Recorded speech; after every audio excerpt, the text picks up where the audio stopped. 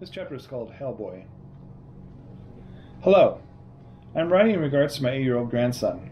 He's having some issues and states he could see a man with a red face, that he's extremely afraid of this man, that he's trying to harm him. He can't sleep at night without the lights on. It's a number of things which have occurred. My daughter was told that this thing manifested as a previous resident has followed her to a new place and is evil and appears to be getting stronger. The time frame is when my grandson started to have some issues, which has gotten worse. He has attempted to commit suicide. It's that bad. My daughter can give you more details of the events if you could provide a phone number so she may contact you. We would appreciate any help or guidance in this matter. Sincerely, Rihanna. This chapter is called Smallpox. I live in Leon Springs, Texas, a suburb of San Antonio, located on I-10 West. My 13-year-old son has been seeing a young girl in his room for several days. This has deeply disturbed him. I'm trying to see if I could talk to someone about it. Below the hill where we live is an old stagecoach inn that's been there since the 1800s.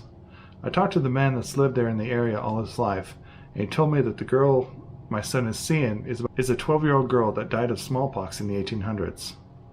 The little girl also had a little brother who died, but he's never been seen. This man told me that there is a written historical story of the life of the little girl and her family. My son and 2 of his friends went down to the old houses, which are vacant, to explore. And after that is when she started appearing. He also hears her because she will shake the clothing hangers in the closet and turn on the intercom in his room. We feel weird about telling anyone because this sort of thing has never happened to us before, and my son is afraid people would think he's crazy.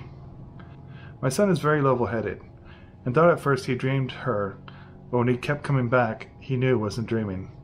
The house we live in was built in the 1970s, and the people who built the house are still living.